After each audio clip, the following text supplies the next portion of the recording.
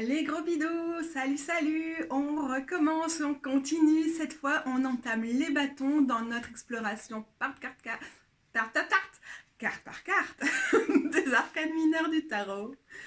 Je suis trop faux folle. Je pense que ça correspond bien à l'esprit des bâtons. C'est vrai que je suis d'abord avancée, je me suis d'abord pas du tout avancée en fait. J'ai choisi l'option de confort en commençant avec les épées et les pentacles, des éléments dans lesquels je suis super à l'aise. L'air, la terre, tranquille, pas de problème. On est dans mon domaine, venez, je vous emmène. Et là maintenant, c'est ok, on attaque les trucs qui sont un brin plus compliqués pour moi. Et en même temps, c'est tellement enthousiasmant, ça ouvre plus de possibilités. Et peut-être que justement, ça va aussi être l'occasion de creuser un peu plus et de creuser sur certaines de mes réticences avec les cartes. Mais tout d'abord, comme pour les séries précédentes, on va commencer par balayer tout ce que ça peut représenter, les bâtons en général, puisque finalement, là, ce n'est que une manifestation très puissante, un potentiel, une graine, quelque chose qui est en germe, ou un cadeau, ou un message, une invitation de l'ensemble de cette énergie qui est caractérisée ici par le feu avec les bâtons. Il m'est arrivé un truc qui est très as de bâton. Peut-être un peu 8 de bâton dans l'idée d'une accélération, mais je me suis levée ce matin, non, je me suis réveillée, et je sortais d'un rêve où je commençais à m'attaquer à la série des bâtons. Et j'étais en mode, j'avais plein de comparaisons qui me venaient en tête sur la différence entre les suites et qu'est-ce qui faisait vraiment le propre de l'énergie du feu et tout. J'étais genre, waouh, transportée par le feu. Du coup, je m'y suis mis super vite, quoi. Je me suis dit, allez, bon, ça fait longtemps que je dois foncer dans cette série-là. Je savais pas quand ça viendrait, mais waouh, l'inspiration est là. Et je me saisis de l'as de bâton qui m'est envoyé de je ne sais où. Et dans ce cas-ci, je le sais, ce sont mes rêves. Et je surfe sur cette énergie. Je pense personnellement que l'entrée de notre grand copain Mercure, en tout cas mon grand copain à la planète Mercure en bélier, n'y est pas pour rien. Donc dans ce cas-ci, les bâtons, c'est quoi? C'est de la créativité pure, c'est le fait de se lancer dans un projet, ou plutôt ici de se relancer dans un projet, d'avoir de l'inspiration, de l'excitation, une énergie folle, d'être complètement emporté par le truc, d'être tellement porté par cette énergie que ça vire un peu à l'obsession. Genre pendant les repas, j'étais non Rose, t'inquiète si j'ai l'air absente. Je trie les informations sur l'as de bâton. Mais c'était limite, je les reçois, quoi. C'était à ce point-là fort. Avec les as, on est un peu aussi... on est à la rencontre de la carte du fou, du mât et de la carte du magicien, de la magicienne Battler. Et on a vraiment ce truc-là de se jeter dans quelque chose et en même temps d'avoir cette capacité à canaliser l'énergie et en faire quelque chose, à la manifester directement. Ça, c'était vraiment très fun, quoi. Voilà, bah du coup on a changé d'angle pour que je puisse suivre les mots-clés que j'ai déjà mis sur le site en attente de publication pour qu'on puisse parcourir tout ça ensemble. C'est plus simple pour moi et c'est surtout plus simple de me concentrer en n'étant pas face caméra. J'ai vraiment envie cette fois-ci de lire les mots-clés parce que je pense que déjà il se passe de beaucoup d'autres commentaires. C'est peut-être l'avantage de la spontanéité ou du côté assez direct quoi, des bâtons. Et non, je vais pas passer mon temps à changer ma décoration parce que je suis pas satisfaite, mais bon, voilà. Donc, je disais l'élément feu. J'ai aussi noté, pour résumer en quelques mots l'esprit des bâtons, c'est tout ce qui brille en chacune de nous, toutes les étincelles, toutes les petites flammes, ce qui anime, ce qui fait vibrer, ce qui nous pousse, ce qui nous tire, ce qui nous attire aussi. On est vraiment dans quelque chose de très fort. Ce qui est assez intéressant, c'est que il y a quand même pas mal de personnes qui écrivent sur le tarot qui, qui en font un élément plus imprévisible que les autres, plus capricieux peut-être, plus éphémère, qu'il faut pouvoir saisir au bon moment, ce qui est aussi du coup une caractéristique principalement pour cette as qu'on a ici. J'ai trouvé ça intéressant parce que je suis pas à l'aise avec l'élément de feu. Alors moi j'étais en mode ouais, le feu c'est la destruction, c'est vrai, ça fait peur, il faut se méfier. C'est trop chaud avec le feu, littéralement. Mais c'est vrai que on a plein d'exemples dans notre quotidien à quel point le feu est un élément qui est difficile à maîtriser, qui peut tout détruire en quelques minutes, etc. Mais c'est aussi assez rigolo quand on réfléchit. Une tornade peut avoir le même effet, un éboulement de terrain ou un raz-de-marée par exemple.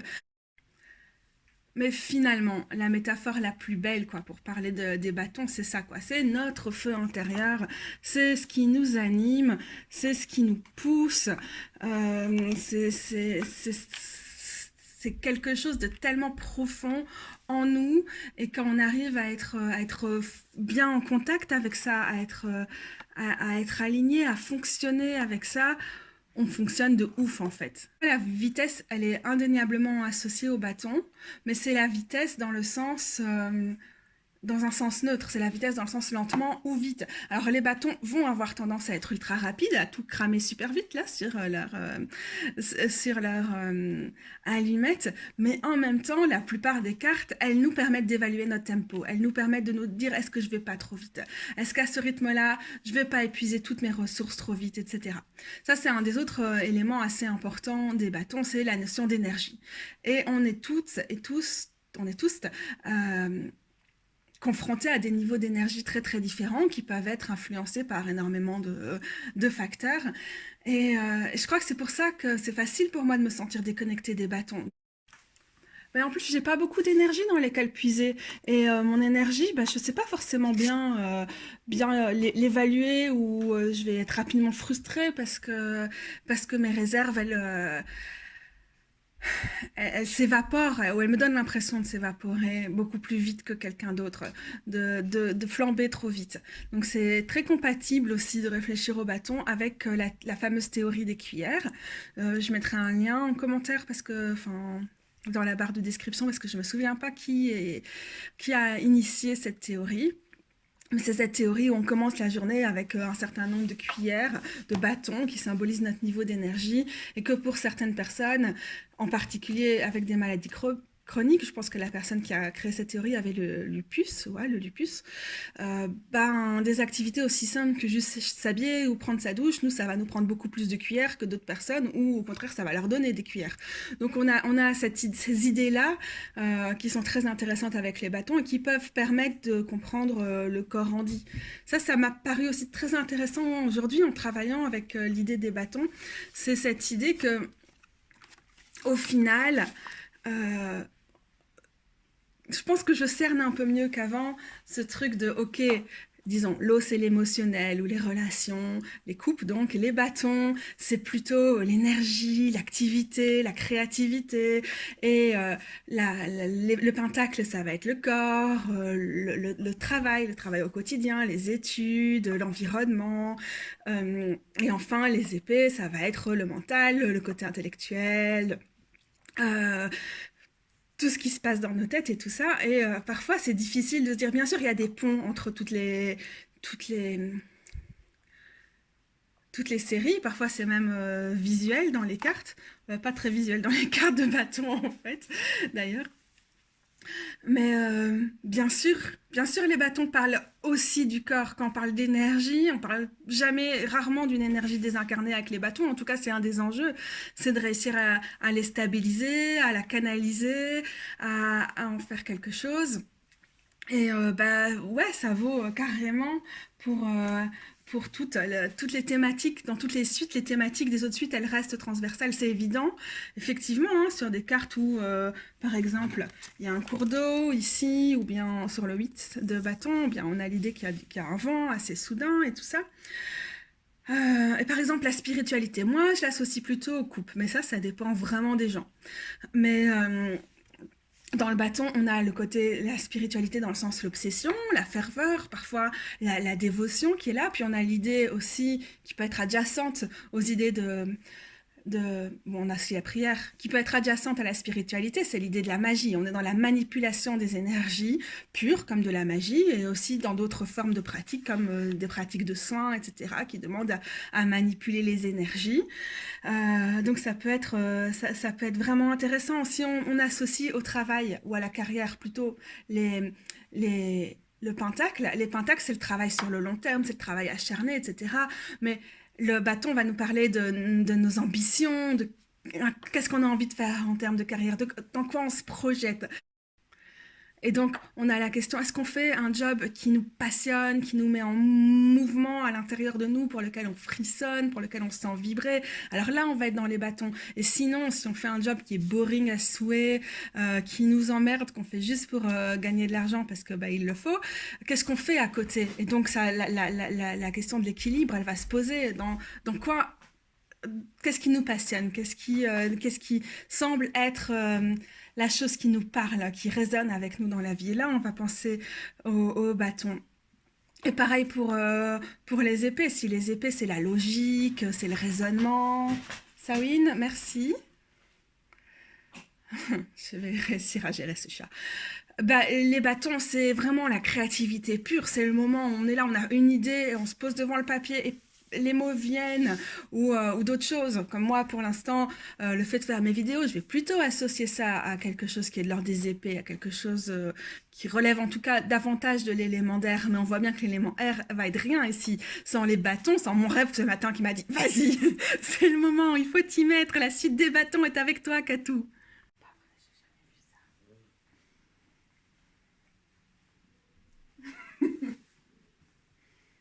Vas-y, reste, sois gentil. Bon, je crois que j'ai un petit peu pris la liste des mots-clés dans tous les sens en fonction de ce qui venait. Mais donc, je vais en prendre juste quelques-uns. Il y a l'idée d'expansion qui est très, très présente avec les bâtons. On a envie d'aller plus loin, de pas se laisser cloisonner. Parfois, ça va aussi s'exprimer de façon cliché au niveau de l'ego, de la fierté ou des choses comme ça. D'une façon plus subtile, c'est une suite qui va beaucoup nous parler de notre individualité, de notre éclat, notre charisme, notre désir, nos envies, notre ardeur, notre rayonnement, notre flamboyance, notre expression de nous-mêmes. Alors l'expression dans le sens de la communication, bien sûr, c'est aussi les épées, par exemple, mais ici, on est vraiment dans, ok, qu'est-ce qu'on a envie de transmettre, qu'est-ce qu'on a envie de partager. Cette idée de rayonnement, elle correspond tellement bien, évidemment, à l'élément de feu. Et là, on a quelque chose de très solaire. Dans quel moment, dans quelle situation on a l'impression d'irradier, pour nous ou pour les autres, ça dépend. Mais c'est ça aussi, notre feu intérieur, qui est en jeu avec les bâtons. Alors le dynamisme, l'enthousiasme, la motivation, la force, la combativité aussi, ça c'est autant de mots-clés qui vont avec. Et puis on a le fait de s'embrasser, de se consumer, et alors du coup parfois de s'enflammer, de flamber complètement, de brûler toutes ces ressources d'énergie. On a l'idée de burn-out, on a autant l'idée de transformation que forcément avec elle l'idée de destruction, création, créativité, bien sûr, on a l'idée de l'art qui est là ultra présente. Et alors, autant on a une question d'individualité qui s'impose ici, autant cette individualité, on peut choisir de la mettre au service d'un collectif, de coopération. Et c'est vraiment une carte d'activisme, parce que souvent, quand on parle d'activisme, de militantisme, on parle de choses qui nous transportent, par lesquelles on se sent concerné, ou bien si on n'est pas concerné, qu'on a quand même envie de changer, on a envie de contribuer, on a envie de façonner un monde meilleur. Et donc cette idée de l'activisme comme quelque chose qui nous anime, qui nous tire, pour lequel on s'engage, c'est aussi bien sûr évidemment lié au bâton. Alors, il y a un autre côté qui m'est venu et que j'ai pas si souvent vu associé au bâton, mais moi, ça m'est venu assez fort. Peut-être c'est parce que c'est la saison du bélier pour l'instant. Et je faisais pas mal les liens avec les signes astrologiques. C'est la notion d'amusement. Mais vraiment le fun, quoi, le divertissement, l'idée de faire la fête. J'ai l'impression que quelqu'un qui est qui va très bien incarner les énergies des bâtons. C'est quelqu'un qui va être super bout en train. En anglais, on va dire the life of the party. Quelqu'un qui est vraiment au cœur des festivités, qui nous anime. Alors, il y a d'autres choses dans les bâtons, bien sûr. Et pour l'instant, je parle peut-être plus des côtés lumineux des bâtons plutôt que de leur côté un peu moins, un peu moins pétillant. Mais voilà, j'avais envie de quand même souligner ce côté-là, quoi. Le côté on s'amuse, on part à l'aventure, on est audacieux, audacieuse, on ose des choses. Il y a un grand optimisme. Il peut y avoir de l'extraversion. Ça peut être notre petite flamme intérieure, on peut la garder pour nous, mais il y a quand même quelque chose dans l'énergie des bâtons qui nous pousse à partager. On est dans la pétillance, la pétulance, l'exubérance. Il y a beaucoup de fun quand même aussi dans les bâtons. On n'est pas que dans des cartes style burn-out ou bien conflit ou dispersion de l'énergie, même si tout ça est toujours pas très très loin. Il faut être quand même aussi assez... assez clair par rapport à ça. Alors on a l'idée de la trajectoire, du parcours, de faire un voyage. Ça peut être un parcours de vie, un parcours artistique, plein de choses comme ça. Et qu'est-ce que j'allais dire de plus? Bah oui, évidemment, parce que c'est un élément qu'on associe super souvent avec parfois des critères cis hétéronormés. On associe ça au bâton, mais et c'est certainement pas une obligation pour tout le monde. Et il n'y a pas besoin d'avoir une sexualité pour se retrouver dans les bâtons, parce que vous voyez, ça parle de beaucoup plus d'autres choses. Donc c'est complètement euh, ouvert aux personnes asexuelles, au cas où, parce que parfois limiter les bâtons à la sexualité, en deux mots, ça la rend comme un impératif aux personnes asexuelles, et je pense que c'est loin d'être le cas, mais dans la notion de désir, pour moi dans la notion de fun aussi, alors parfois tout le monde range pas le sexe dans la partie fun du truc, je trouve ça fort dommage pour eux, mais on a vraiment fort, selon les cartes, l'idée de sexualité, d'être en phase avec sa sexualité, de s'exprimer sexuellement dans la série des bâtons, c'est une évidence. Tiens, ça me donne envie de sortir celle-ci, celle du slow roller. Et encore un petit truc qu'on doit aborder quand on parle des bâtons, c'est loin d'être un petit truc. on a parlé des bâtons comme symbolisant notre niveau d'énergie et le fait que qu'on avait tous un niveau d'énergie très très différent et que ça allait influencer notre perception des bâtons. Est-ce que les bâtons pouvaient symboliser pour nous, en dehors du fait qu'on a un feu d'intérieur très différent tous, on a aussi un niveau d'énergie très différent. Et il y a autre chose par rapport au bâton qui peut être difficile à appréhender, qui peut en tout cas être extrêmement handiphobe, qui correspond à certaines exigences d'un monde capitaliste. C'est l'idée qu'il faut que tout aille très très vite, que la vitesse c'est la qualité, qu'elle est à privilégier. Ça va de pair avec un rendement et une performance qui peut aussi se manifester dans d'autres séries, par exemple les pentacles, mais qui va se manifester différemment avec les bâtons.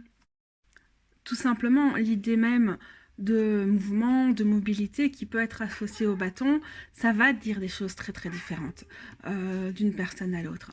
Et il y a des personnes qui ne sont pas mobiles, qui ont ce qu'on appelle une mobilité réduite.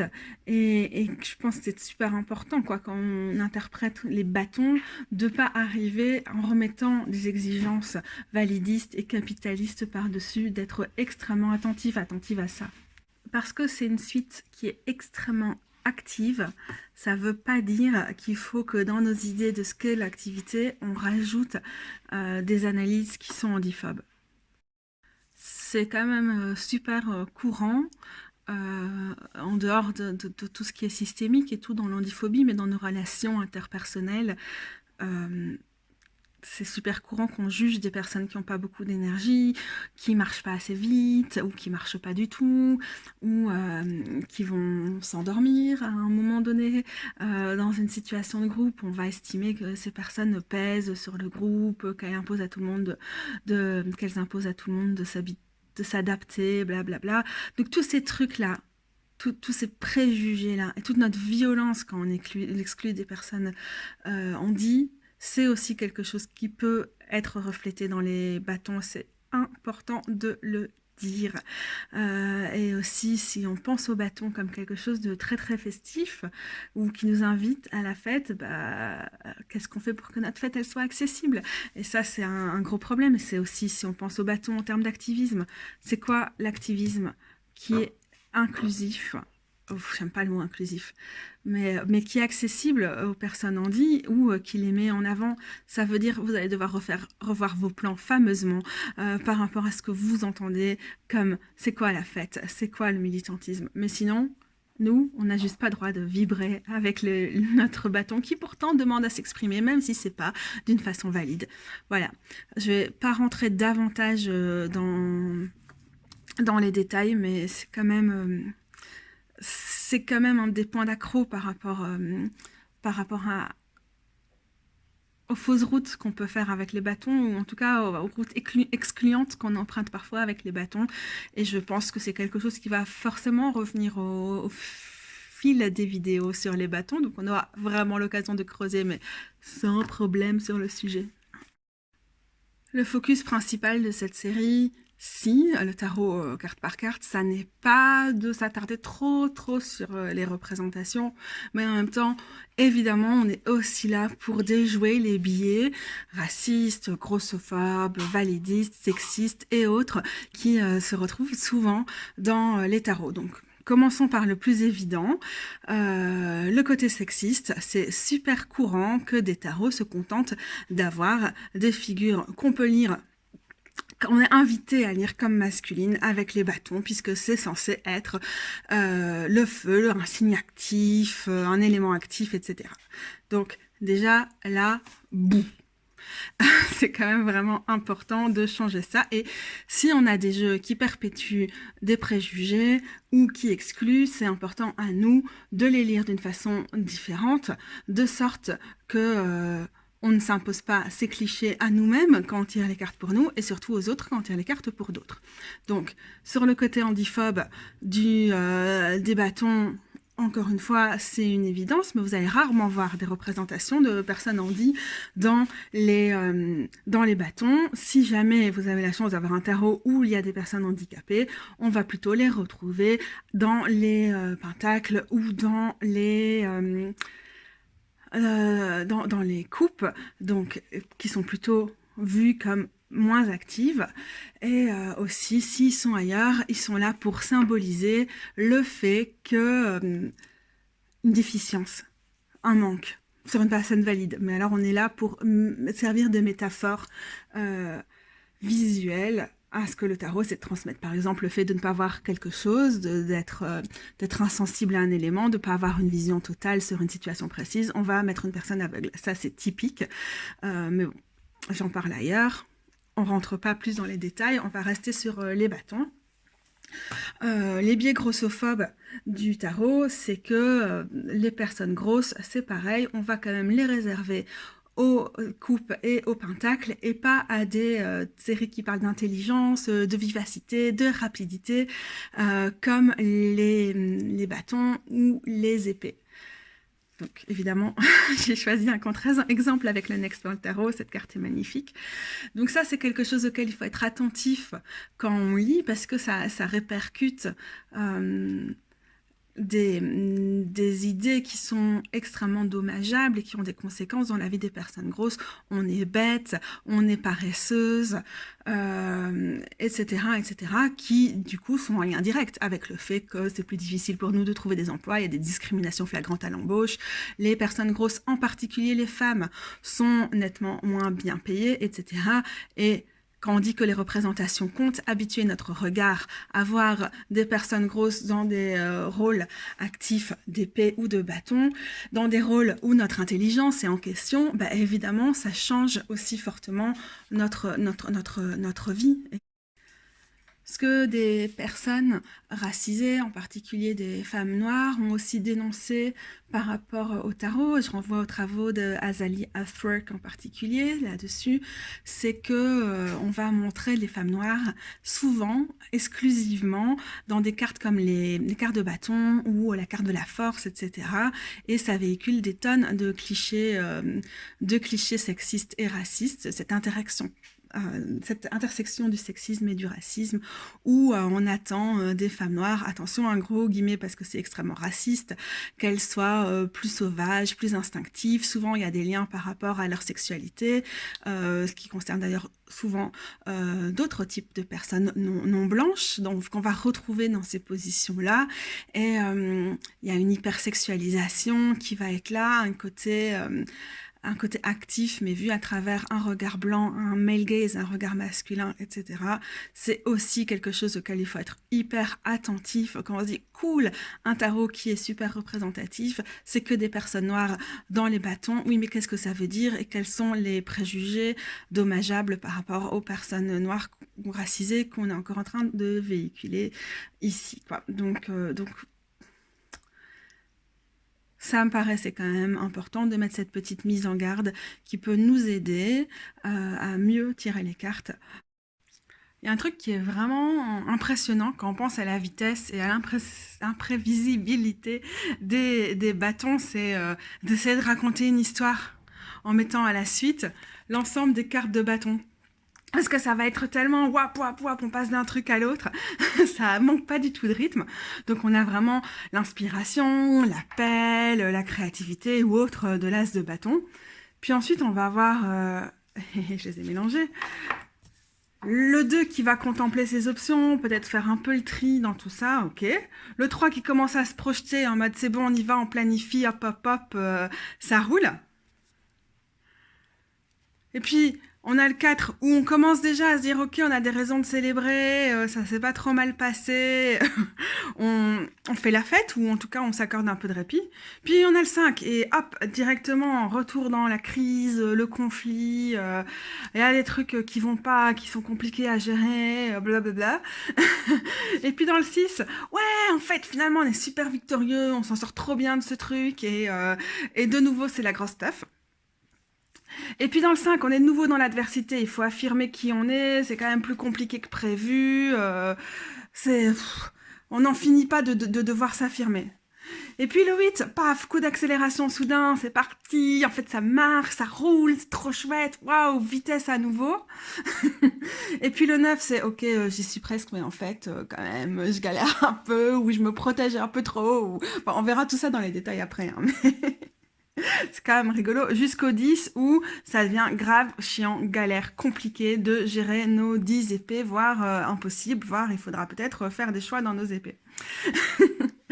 Je trouvais que c'était quand même très révélateur et c'est encore plus présent dans le Waite Smith, mais qui est quand même pas fort adorable, donc j'ai pas gardé celui-là, zut, il est plus dans l'ordre. Parce qu'on a l'impression que c'est vraiment qu'une question d'ego surdimensionné et tout ça. Alors c'est bien plus que ça, les bâtons, évidemment. Et dans des représentations comme celle que je vous ai montrée ici, peut-être ça ressort davantage.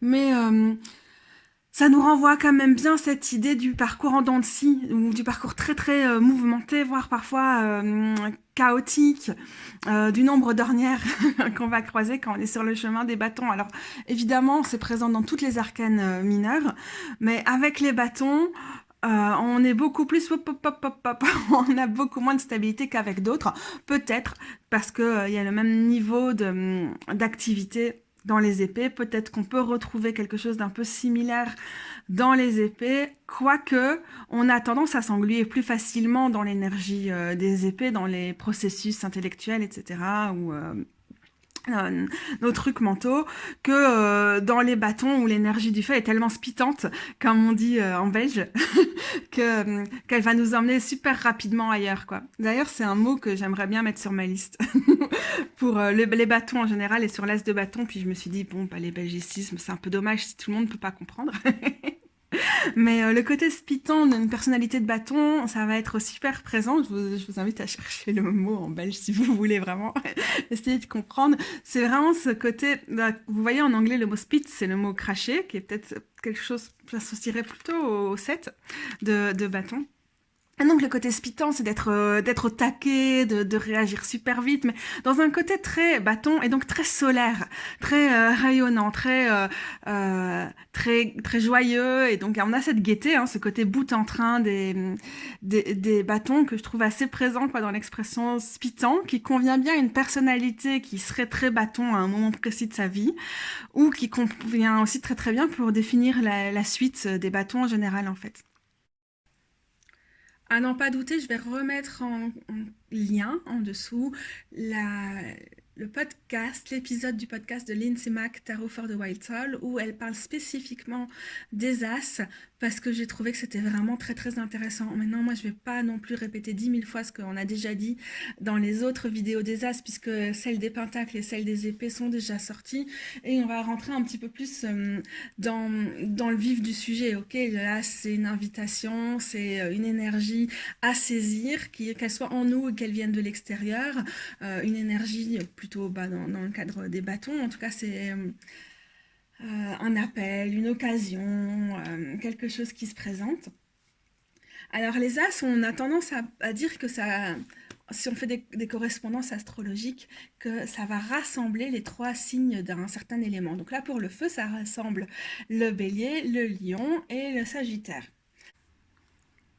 En ce qui concerne les liens avec l'astrologie, c'est un petit peu compliqué quand même pour moi parce que j'ai l'impression d'ouvrir un grand sujet. Je suis pas certaine de vouloir intégrer à ces vidéos aussi, mais en même temps je vais essayer de le faire d'une façon qui va vous donner des clés si vous le souhaitez pour interpréter les bâtons. Donc, pour commencer, un gros signalement. Quand je parle d'un signe, je ne parle pas des personnes qui ont leur signe solaire qui ont leur soleil dans tel signe. Je ne parle de personne en termes de signe solaire et je ne parle même pas de la présence de la planète, le soleil, spécifiquement dans ce signe-là, mais je parle plutôt du signe en général. Voilà.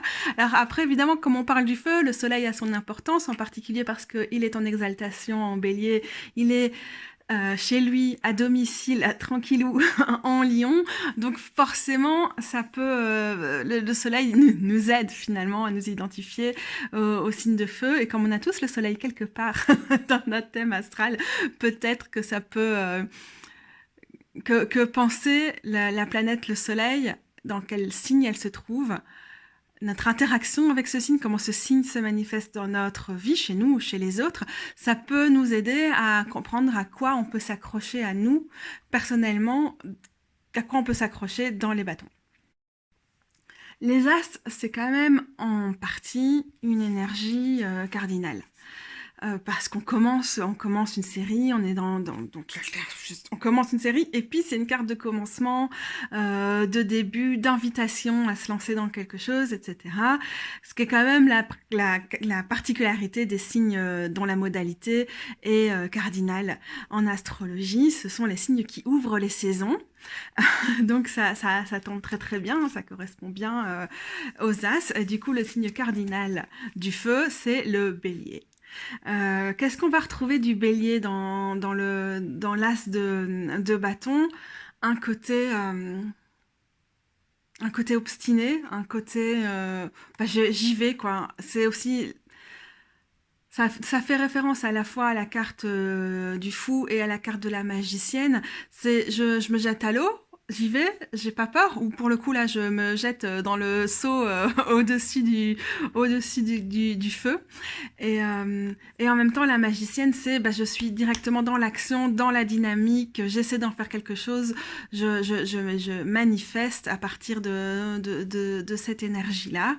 Donc, on a quelque chose comme ça d'initiation, de lancement qui est présent avec l'as et qui est propre à tous les signes cardinaux. Et ici, dans le cadre du feu, avec les béliers. Il y a le côté que nous invite à faire l'as de branche qui est de faire quelque chose d'osé, de faire quelque chose d'audacieux, de pas trop se soucier de ce que vont penser les autres gens et d'y aller, de suivre son feu, de suivre l'appel qui peut être très bélier. Dans le tarot, on associe aussi chacune des suites au signe fixe. C'est particulièrement présent si vous pensez à la carte de la roue de la fortune ou bien à la carte du monde, où sont représentés via des symboles les signes fixes du zodiaque. Donc le signe fixe du feu, c'est le lion. Et il y a vraiment une grosse présence dans l'as de branche et dans l'ensemble des bâtons, d'être quelqu'un de solaire, d'être quelqu'un qui est juste qui exulte qui va dégager une confiance en soi, qui va être tellement dans quelqu'une qui a tellement d'assurance que toute la vie est son domaine, sa scène, là où elle va briller, qu'elle va inspirer les autres personnes à en faire autant. Il y a de l'inspiration dans l'as de branche. Quand on suit son feu intérieur, quand on est appelé par quelque chose qui nous permet d'être aussi bien aligné qu'avec l'as, alors on inspire d'autres gens. Et c'est vraiment ce côté solaire du lion. En fait, a priori, tu rayonnes pas forcément pour les autres, même si le lion, c'est quand même quelqu'un qui aime beaucoup le regard que va lui renvoyer les autres. Mais quand tu rayonnes aussi fort, ça va forcément en permettre d'éclairer d'autres personnes.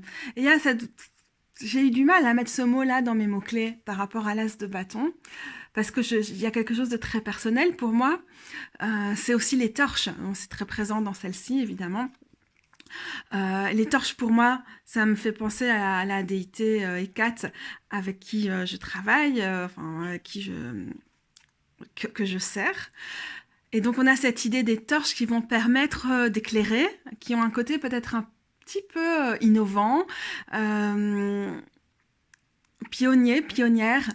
Et les torches nous permettent d'aller là où, pour l'instant, il n'y a pas grand-chose qui pétille, il n'y a pas grand-chose qui brille, et d'aller montrer ce chemin-là. Parfois, c'est pour soi qu'on le fait, mais souvent, on fait aussi ça pour d'autres. Et quand on dégage une voie, quand on montre quelle est cette voie, et ça, c'est quand même vraiment le propre des as de bâton, c'est de mettre le coup de projecteur sur une voie en particulier, on va inspirer d'autres personnes à le faire. Évidemment, le lion étant un signe fixe, et c'est celui parmi tous les 3 signes de feu qui va le mieux parvenir à stabiliser l'énergie de feu, certainement parce que cette énergie est tellement dans Gaël. Et ça, c'est peut-être pas tout à fait quelque chose qu'on peut associer facilement à l'as de bâton. L'as de bâton, il est là et hop, c'est maintenant ou jamais. L'occasion, elle est là, il faut pas la laisser filer. C'est une énergie qui est tellement pétillante, qu'on en voit tellement qu'elle est pas si facile à cerner, avec laquelle on peut fonctionner. Donc il y a des aspects que je trouve qui vont très bien avec le lion, et d'autres on va retrouver le lion ailleurs dans la suite des bâtons, mais pas forcément dans l'as. Et enfin, si je devais retenir des éléments du signe du Sagittaire, signe mutable, avec l'as de bâton, qui est un signe avec lequel je n'ai pas d'affinité particulière, et je pense que dans ma formation par rapport à l'astrologie, j'ai encore beaucoup à apprendre. Mais c'est la question de l'optimisme. D'ailleurs, je regarde cette carte et c'est quelque chose qui m'apparaît directement, quoi. C'est waouh, c'est bon, j'y crois, et il y a un sens de l'aventure, évidemment, qui va avec le Sagittaire, une envie d'apprendre, une envie de s'étendre. On a le côté très expansif du Sagittaire que je trouve ici super fort, par exemple dans cette carte-là, paf, on part partout. Et donc, du coup, c'est le propre d'une énergie de feu, en plus quand elle est en modalité mutable, c'est qu'elle peut partir trop partout. Et donc, elle peut se disperser super vite, elle peut manquer de souffle, manquer de la vigueur, de l'ardeur, de la ferveur qui va lui permettre de continuer. Et en même temps, ce qui est formidable dans cette as et dans l'énergie du Sagittaire, c'est tant pis. Il y a cet optimisme qui fait que oui, c'est pas grave, on a envie de partir partout, on a envie de partir dans toutes les directions. Et encore une fois, ça nous rappelle, puisque le Sagittaire est parmi d'autres choses quelqu'un qui peut raconter des histoires, qui peut enseigner, qui peut emmener les autres dans son univers.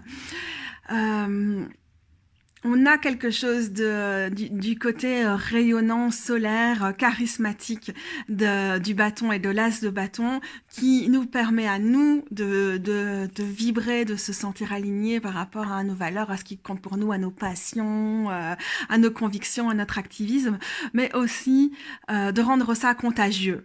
Il n'y a pas forcément des...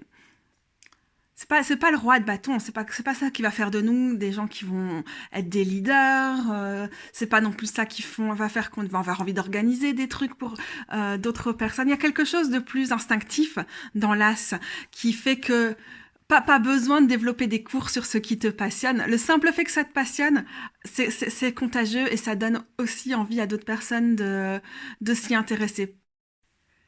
Ceci étant dit, je ne suis pas la plus grande spécialiste en astrologie, je suis passionnée par le sujet, je me forme le plus possible dans ce domaine-là, mais complètement libre à vous de rapporter d'autres idées là-dedans. J'ai choisi ce point de départ-là parce que ça me permettait de ramener déjà pas mal de mots-clés qui sont sur la liste et que j'associe à l'as de bâton au lieu de venir lire toute ma liste de mots-clés. Vous avez remarqué, j'ai assorti mon vernis au thème. Et mes bagues aussi. Ce que j'avais envisagé de faire pour cette vidéo, c'était d'en profiter pour aller chercher les cartes des arcanes majeurs qui sont à chaque fois associées à chacun des signes du zodiaque dont on a parlé. Donc pour le bélier, l'empereur, pour le lion, la force, et pour le sagittaire, la tempérance. Et puis du coup aussi... par rapport à la planète qui gouverne chacun de ces signes, d'aller chercher ces cartes-là. Donc, à savoir, Mars qui gouverne le bélier, c'est la carte de la tour. Jupiter qui gouverne le sagittaire, c'est la carte de la roue de la fortune. Et enfin, la carte qui... donc, le soleil gouverne la force et aussi et surtout le lion, et on le retrouve dans la carte du soleil, évidemment. Et comme vous voyez, je suis déjà en train d'essayer de lire mes notes et tout ça parce que c'est un peu compliqué. Je vous invite juste à sortir ces cartes-là si vous voulez ramener davantage de réflexion encore sur les bâtons et sur l'as de bâton en particulier ici, mais je vais vraiment réserver cet exercice à une autre occasion. Et si c'est un exercice qui vous intéresse, c'est avec grand plaisir que je me plongerai davantage là-dedans avec vous. Je ferai des vidéos là-dessus, par exemple. Je pense qu'avant de me lancer vraiment dans l'analyse des mots-clés, j'avais envie de prendre quelques exemples, tout simplement, sur ce que peut représenter l'as de bâton pour moi, ou aussi dans des tirages pour d'autres. Pour moi, cette carte-là, c'est principalement un appel à me lancer dans un truc créatif. Ça peut être un projet artistique qui m'appelle, quelque chose de plus pointu, disons.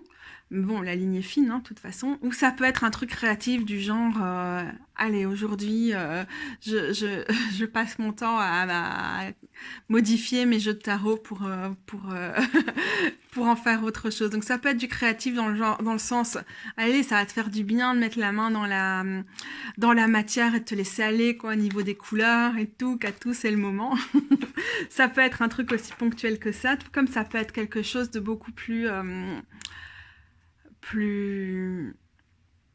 qui va me demander un engagement plutôt sur la durée, comme ok, ce projet créatif sur lequel je suis depuis longtemps, un truc artistique, travailler sur un recueil, une série de photos sur tel ou tel truc ou quoi, c'est le moment. Et surtout, mon processus de création artistique est très impulsif, très instinctif.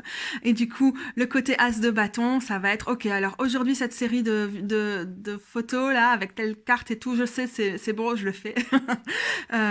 C'est rarement des trucs que je prépare à l'avance, en fait, tout ce que je fais au niveau artistique.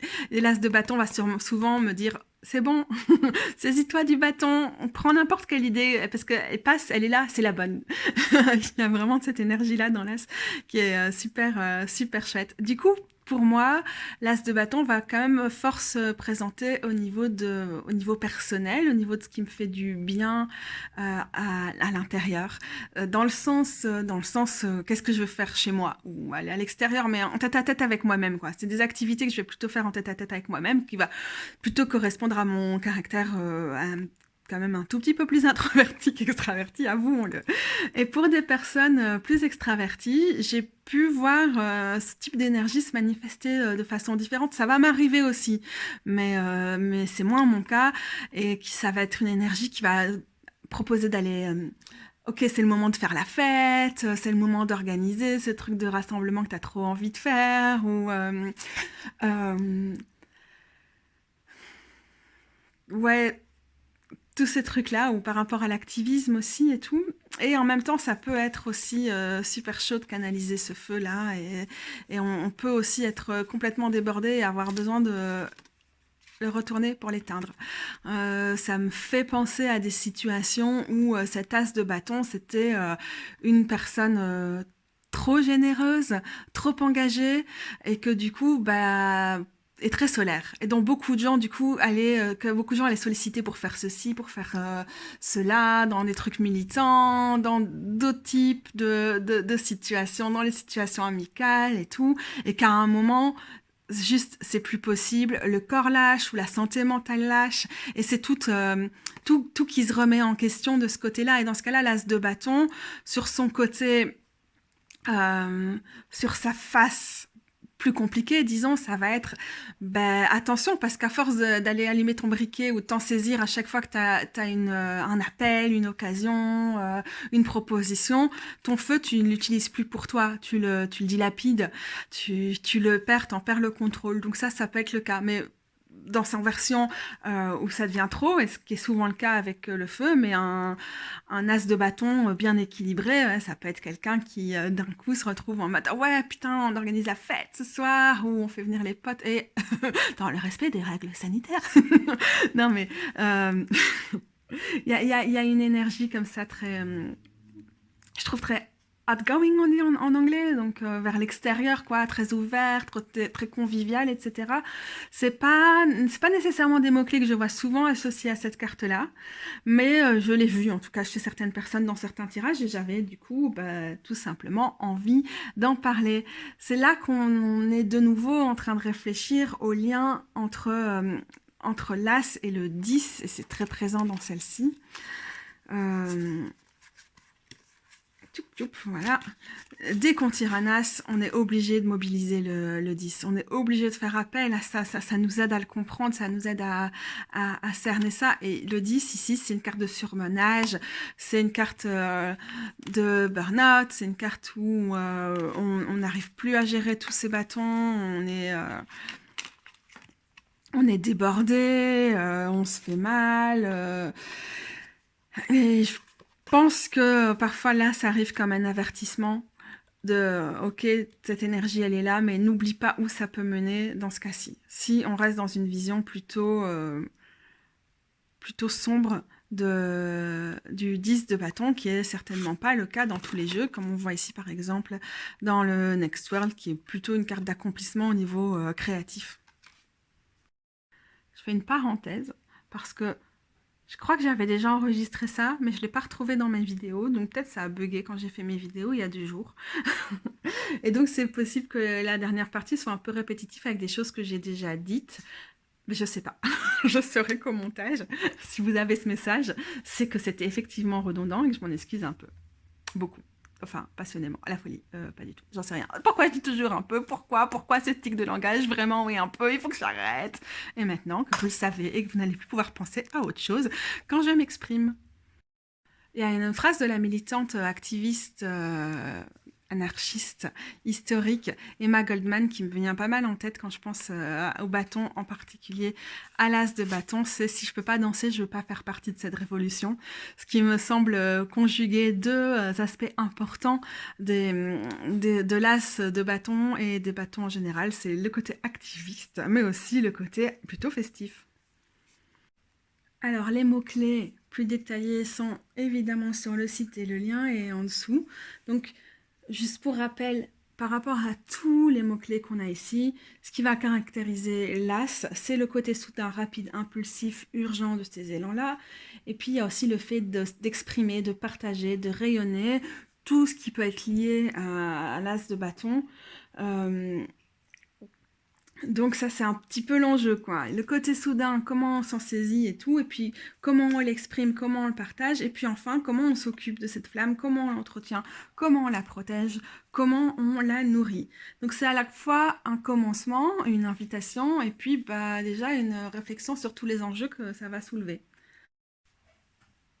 Donc c'est un commencement, un renouveau, une nouveauté, un appel, quelque chose qui nous invite à nous aligner sur notre flamme intérieure, à nous engager dans une voie qui nous correspond, qui résonne, qui nous passionne, qui nous épanouit. On a quelque chose, vous l'avez entendu, d'instinctif, d'impulsif, d'intuitif profondément là-dedans. On a le côté très jupitérien du truc qui va nous inviter à nous détendre. C'est une invitation à l'expansion, que ce soit en interne ou que ce soit en externe. En tout cas, ça rayonne, ça fait du bien, c'est contagieux, c'est une énergie qui va nous inviter à considérer d'autres choses ou à parasiter d'autres domaines. Donc les voies qui s'ouvrent, les nouveaux horizons. Et alors les petits mots-clés qui font du bien, l'envie, les étincelles, l'inspiration, la créativité, la création, l'énergie pure. Alors on a le côté impulsion, initiative, mais aussi le côté activer quelque chose, enclencher quelque chose, que ça vienne de nous ou de l'extérieur. Ça peut être des choses qui vont être liées à l'as, la passion, le désir, l'excitation. Et tout ça peut aussi nous ramener au domaine sexuel et au bâton et à la sexualité.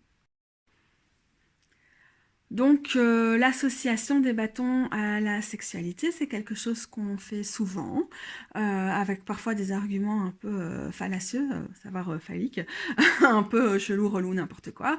Mais ceci dit, je pense que la sexualité, le désir sexuel, ce qu'on a envie d'expérimenter, d'essayer, les nouvelles voies qu'on a envie d'explorer au niveau sexuel, ça va se retrouver dans les bâtons et ça va aussi se retrouver dans l'as de bâton.